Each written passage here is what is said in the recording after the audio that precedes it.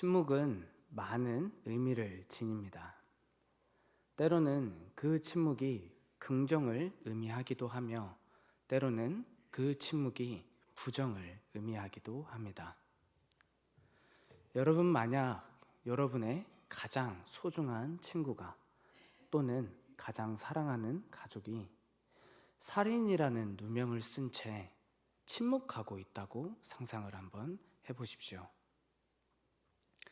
자신이 살인한 것이 아니라고, 내가 한 것이 아니라고 열심히 누명을 벗고자 온갖 힘을 다 써야 할 그 사람이 침묵한 채 가만히 앉아 있다면 여러분은 어떨 것 같으신가요? 아마 저라면 화가 나서 답답해서 미쳐버리지 않을까 싶습니다.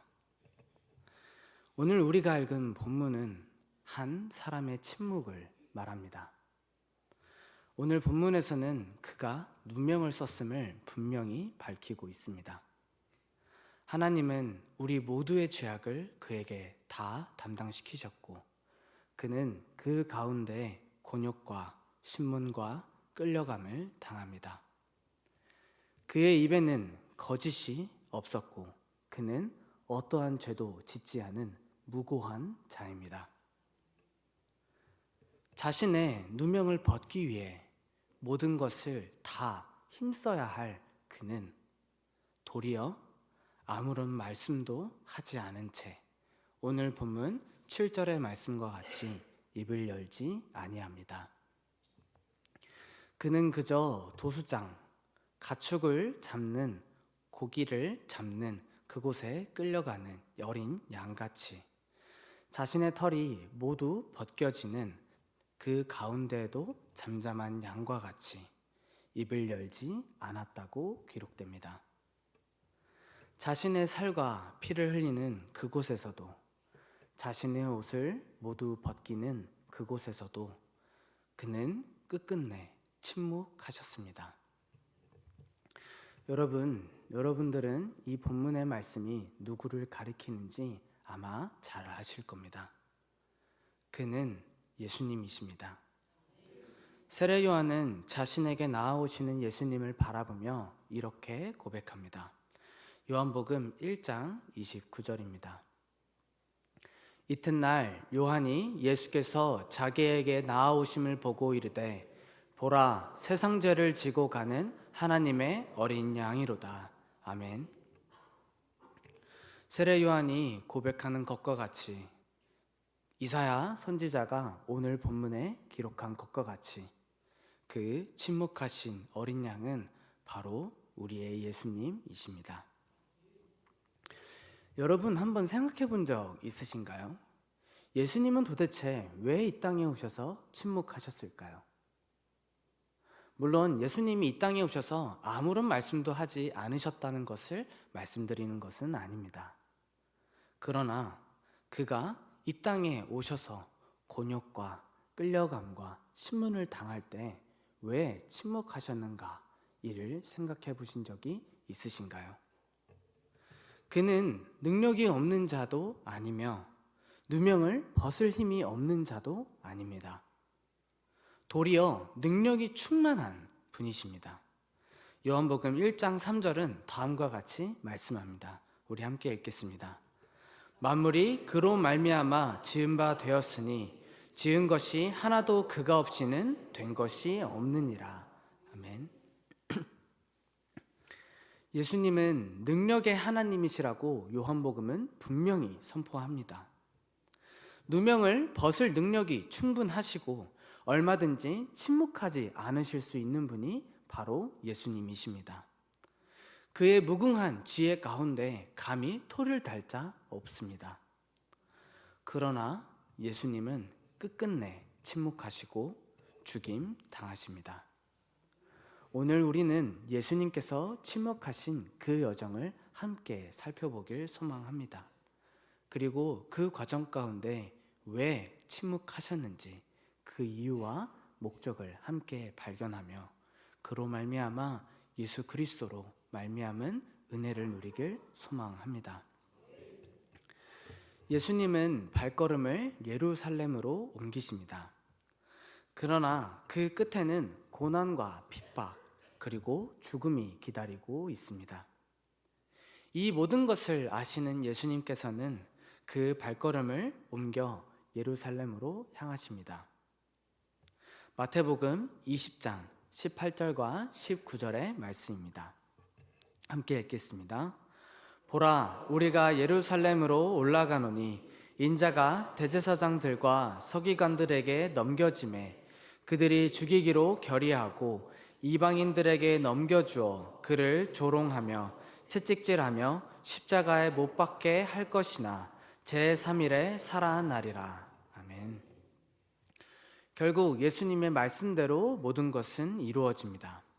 12제자 중 한 사람이었던 가룟 유다가 예수님을 팔아 넘겼고, 겟세마네에서 기도하시고 내려오시는 예수님 앞에는 큰 무리가 칼과 몽치를 들고 서 있었습니다. 그리고 그 무리들이 예수님을 잡아가고자 예수님께 손을 대었을 때 베드로는 손에 있던 칼을 들어 칩니다. 그러자 예수님께서는 베드로에게 다음과 같이 말씀하십니다. 마태복음 26장 52절부터 54절까지의 말씀입니다. 우리 함께 읽겠습니다. 이에 예수께서 이르시되 내 칼을 도로 칼집에 꽂으라. 칼을 가지는 자는 다 칼로 망하느니라. 너는 내가 내 아버지께 구하여 지금 12군단 더 되는 천사를 보내시게 할 수 없는 줄로 아느냐. 내가 만일 그렇게 하면 이런 일이 있으리라 한 성경이 어떻게 이루어지겠느냐 하시더라. 아멘.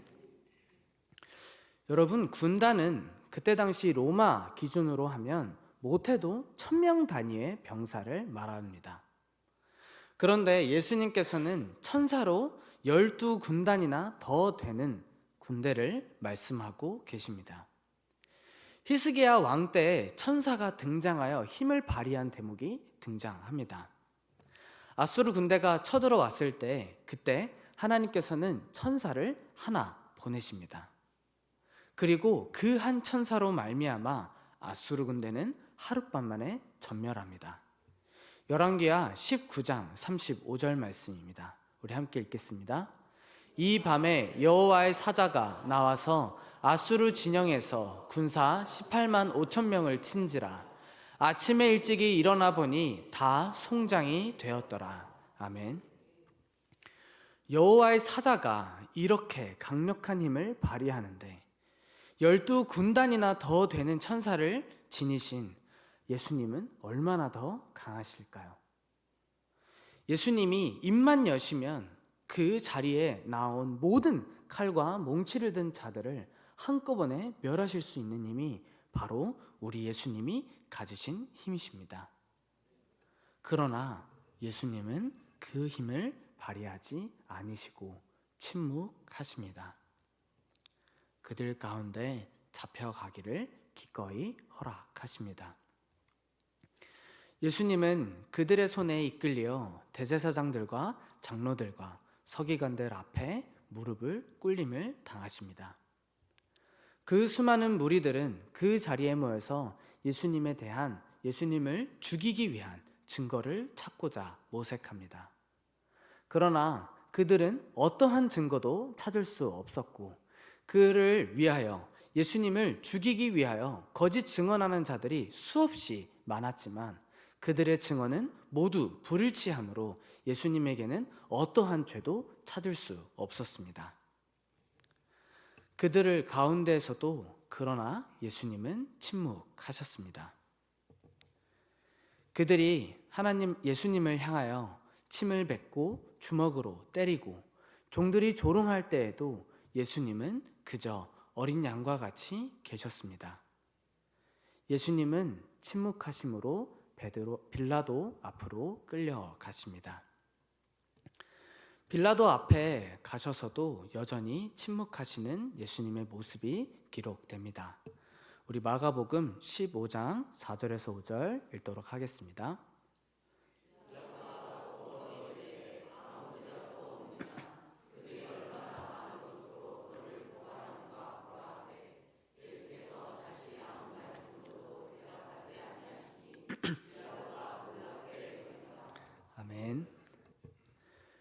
예수님께서는 그들에게 변명하실 수 있었습니다. 그들이 얼마나 거짓된 증언을 하고 있는지, 예수님 자신에게는 얼마나 무고한 것인지 예수님은 충분히 증언하실 수 있으십니다. 자신을 변호하실 수 있는 그 상황 가운데서도 예수님은 그렇지 않으십니다. 그곳에서도 침묵하시면 정말 채찍에 맞을 수도 있고 십자가에 달려 죽을 수밖에 없습니다. 그러나 그 상황에서도 예수님은 침묵하십니다. 결국 예수님을 못 박으라고 소리 지르는 그 악한 이들로 말미암아 빌라도는 예수님을 채찍질하고 십자가에 넘겨줍니다. 로마 군병들은 채찍에 맞아 피투성이가 된 예수님을 향하여 가시관을 씌우고 조롱합니다. 마가복음 15장 16절부터 20절을 함께 읽겠습니다.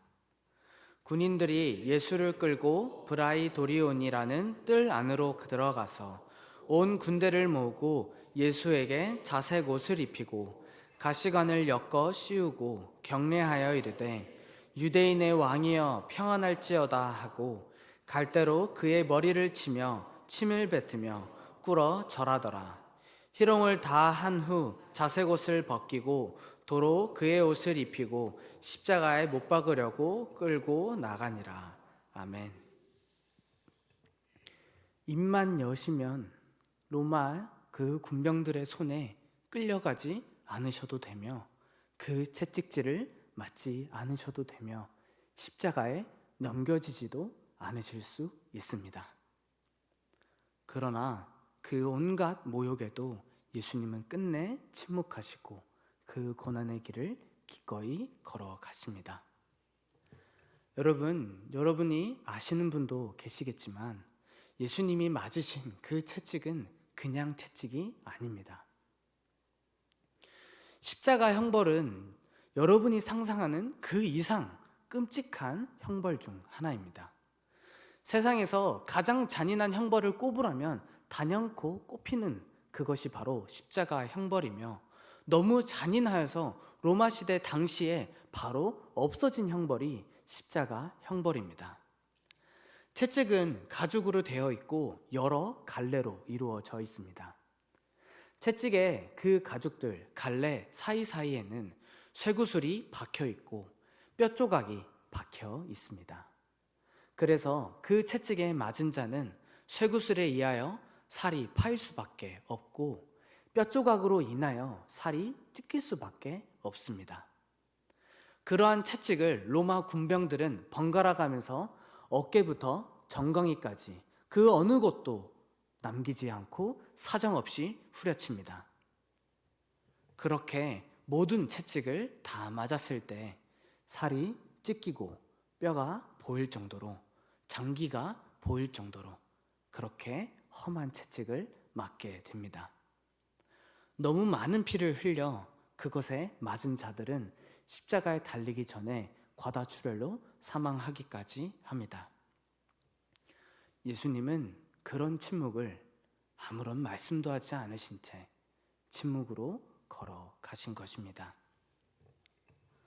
너무나도 많은 피를 흘려 십자가를 제대로 지고 가기도 힘드신 예수님을 그들은 골고다 언덕으로 데려가 십자가에 못 박습니다. 못은 빠지지 않게 손바닥이 아니라 손목에 박습니다. 신경이 끊어지는 고통과 근육과 힘줄, 모든 것이 끊어지는 고통은 동반됩니다. 발등 또한 마찬가지입니다. 우리는 이빨 신경치료 하나 하는 것도 마취하고 겨우 하는데 예수님은 마취 하나 없이 그 모든 것을 경험하시며 그 가운데 끝내 십자가에 달려 죽으십니다. 근데 그 모든 과정을 예수님은 침묵하심으로 견뎌내셨습니다.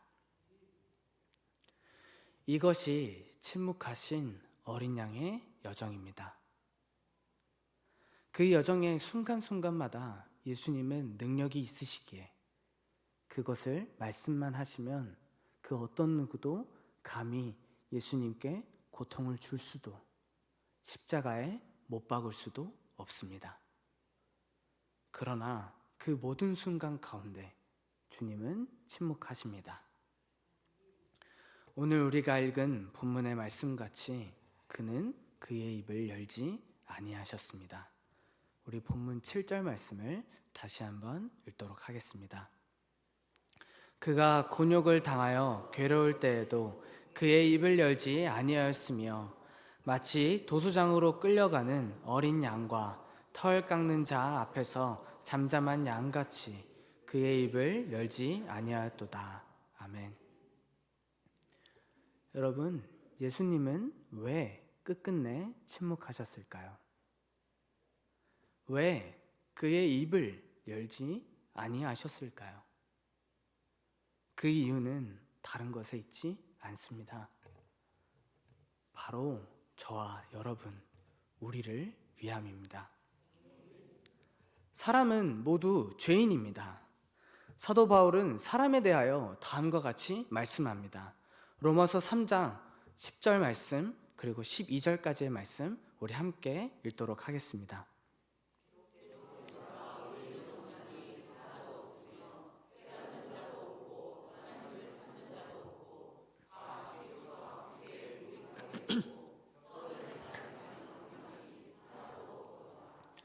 아멘. 사람은 각기 죄를 짓고 살아가며 그 죄에 따른 마땅한 형벌을 받아야 합니다. 악을 행하는 자는 환난과 곤고를 겪어야만 하며 그 죄에 대한 대가는 반드시 사망이 따릅니다.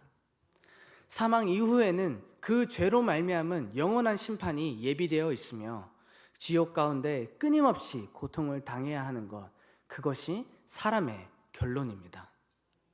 그러나 하나님께서는 이를 기뻐하지 아니하셨습니다.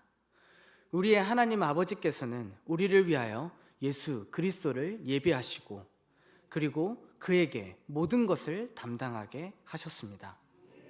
이 모든 것을 담당하게 하심은 우리에게 새 생명을 주기 위하십니다. 이사야 53장 5절을 함께 읽도록 하겠습니다. 그가 찔림은 우리의 허물 때문이요 그의 상함은 우리의 죄악 때문이라. 그가 징계를 받음으로 우리는 평화를 누리고 그가 채찍에 맞음으로 우리는 나음을 받았도다. 아멘. 여러분, 왜 예수님께서 그 수많은 무리 가운데 12군단이나 더 되는 천사를 부르지 않으셨는지 아시겠습니까? 그 모진 채찍질 앞에서도, 그 험악한 조롱과 멸시와 침뱉음 가운데에서도 끝끝내 십자가의 고통을 감내하시면서까지도 왜 예수님이 침묵하셨는지 그 이유를 아시겠습니까? 그 모든 침묵은 저와 여러분을 위한 것입니다. 거기에서 입을 열면 고통을 당하지 않을 수 있습니다. 거기에서 침묵하지 않으시면 그 어떤 누구도 감히 예수님을 십자가에 못 박을 수 없습니다. 그러나 우리에게 새 생명을 주시기를 원하시기에 내가 채찍에 맞으면 저들이 나음을 얻기 때문에 예수님께서는 기꺼이 그 채찍을 감내하시고 십자가에 달려 죽으셔서 우리에게 생명을 주기를 원하셨던 것입니다. 우리로 다시금 주 안에서 살기를 바라시기에 아버지께서 예수 그리스도로 말미암은 대속의 은혜를 주시기를 원하시기에 예수님은 도수장에 끌려가는 양과 같이 그저 침묵하신 채 입을 열지 아니하시고 그 길을 걸어가신 것입니다. 여러분, 그 목적과 이유는 분명히 드러납니다. 하나님이 기뻐하시는 뜻, 우리와 화목을 이루기를 원하시며 우리와 함께하기를 원하시는 아버지의 마음을 아시기에 그 모든 것을 감내하셨습니다. 우리에게 구원을 주기를 원하시는 하나님, 우리로 하여금 하나님 안에서 행복하게 살기를 원하시는 하나님의 마음을 아시기에 기꺼이 그 길을 걸어가신 것입니다. 그렇기에 이사야 53장 10절은 다음과 같이 선포합니다. 여호와께서 그에게 상을 받게 하시기를 원하사 질고를 당하게 하셨은즉 그의 영혼을 속건 제물로 드리기에 이르면 그가 씨를 보게 되며 그의 날은 길 것이요 또 그의 손으로 여호와께서 기뻐하시는 뜻을 성취하리로다. 아멘. 예수님께서 침묵하심으로 말미암아 죽으심으로 말미암아 우리는 하나님과 화목을 이루었습니다. 그의 침묵으로 말미암아 그의 죽음으로 말미암아 우리의 죄는 사해졌으며 나음과 평화를 누리게 되었습니다. 누구든지 우리를 위하여 죽으신 예수 그리스도를 주라 시인하면, 주께 나아가면 구원의 은혜를 누리게 하십니다. 우리는 침묵하신 예수 그리스도로 말미암아 이 모든 은혜를 누리며 살아가는 자가 되었습니다. 여러분, 이 시간 잠깐 우리 모두 눈을 감고 한 가지 상상을 함께 해보기를 소망합니다. 여러분의 눈앞에 수많은 무리가 있습니다. 그 수많은 무리들은 하나같이 외칩니다. 십자가에 못 박으라. 십자가에 못 박으라. 네가 정녕 유대인의 왕이냐 조롱하며 침을 뱉습니다. 그 수많은 무리의 너머로 한 사람이 십자가를 지고 가고 있습니다. 그의 등은 온갖 피가 흘러넘치고 있으며 그는 십자가를 정말 힘겹게 짊어지고 가십니다. 너무나 많은 피를 흘리는 예수님을 바라보며 우리는 압니다. 그 길, 저 십자가의 길은 내가 가야 하는 길이라는 것을. 저 지고 가시는 십자가 내가 지고 가야 하는 것이며 예수님이 받으셔야 하는 고난과 모욕은 내가 받아야 하는 것임을 나는 압니다. 그러나 예수님이 나를 대신하여 십자가를 지고 가십니다. 그러던 와중에 예수님과 눈을 마주칩니다. 주님께서 우리에게 뭐라 하실까요? 다 너 때문이다.